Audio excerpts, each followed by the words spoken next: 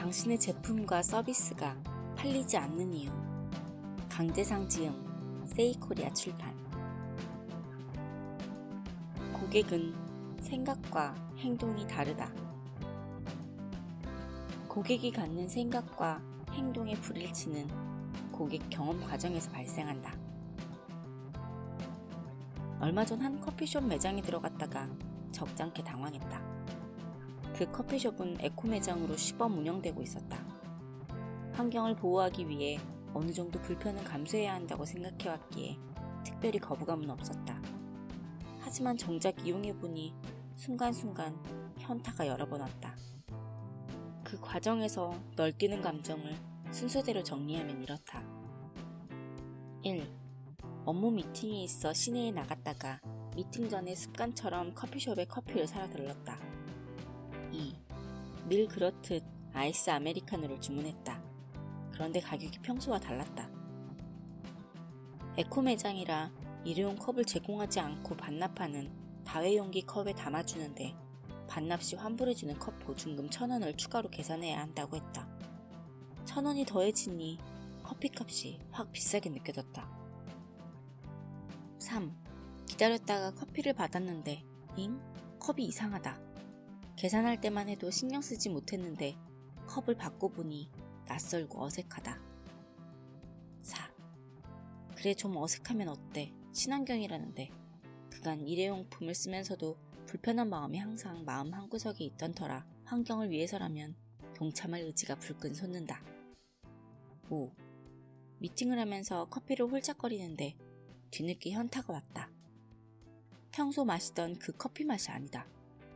커피야 그대로고 단지 컵만 바뀌었을 뿐인데 역시 커피는 갬성이다. 커피 맛은 분위기이자 공감각적인 체험이라는 사실을 새삼 깨달았다.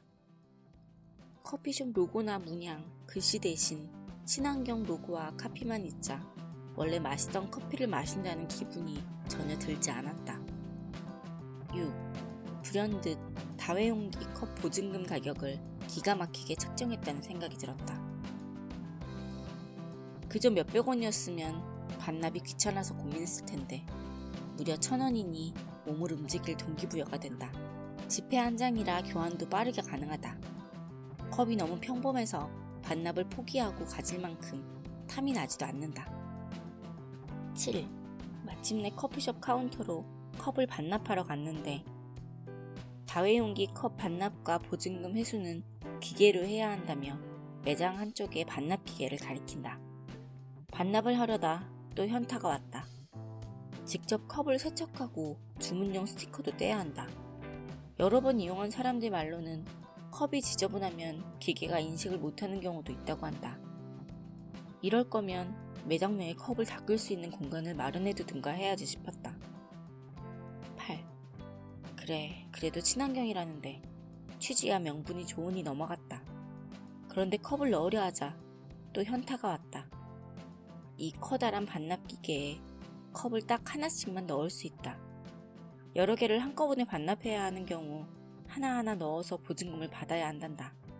점심시간 등 피크타임이면 반납하는 줄이 길게 늘어서는 아수라장이 펼쳐질 듯했다. 실제로 그 시간을 겪었던 사람들은 이제 에코 매장을 피한다고 했다. 9. 컵을 반납하자 또 현타가 왔다. 컵은 반납하지만 위를 덮고 있던 플라스틱 뚜껑은 반납 대상이 아니다. 그건 전처럼 그대로 쓰레기가 된다. 물론 반납용 뚜껑도 아직 개발 중이라고는 하지만 지금으로서는 취지가 무색하게 느껴진다. 그 커피숍 브랜드는 여태 애용하던 곳이었지만 이 불쾌한 고객 경험은 내가 그렇게 애정을 갖고 이용해온 것이 과연 맞는 행동이었나 의심하게 만들었다. 당분간 에코 매장을 피하거나 여의치 않다면 다른 커피숍을 이용해야겠다는 생각이 들었다. 친환경이라는 취지는 좋다. 고객 대부분이 자신도 그 취지에 공감하고 따라야 한다고 판단한다. 하지만 실제 현실에서 고객은 어떻게 행동할까? 내 시간과 돈을 더 지불하면서까지 불편을 감수하는 상황은 어떻게든 피하고 싶어 한다. 아무리 명분과 의미가 좋다고 하더라도 고객 경험에서 문제가 있으면 거부당하는 것이 현실이다. 고객 경험 과정을 치밀하게 설계해야 고객의 생각과 행동을 일치시킬 수 있다. 앞서 정리한 문제들은 고객 경험 입장에서 매우 중요한 것들이다. 기업이 내세우는 명분과 의미에 고객이 공감하고 기꺼이 참여하고 불편을 감수하고 더 많은 비용도 지불하게 하려면 문제 하나하나에 대한 명확한 해결책이 고객 경험 과정에 반영되어야만 한다.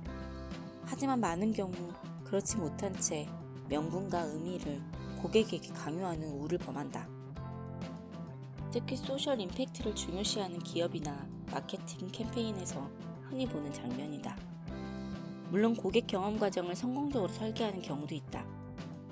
유기농 및 공정무역 운동의 선구자 닥터 브로너스, 환경을 보호하려고 옷을 판다는 파타고니아 모두 선한 영향력에 대한 명분과 의미를 전면에 내세워 성공적으로 사업을 운영하고 있다.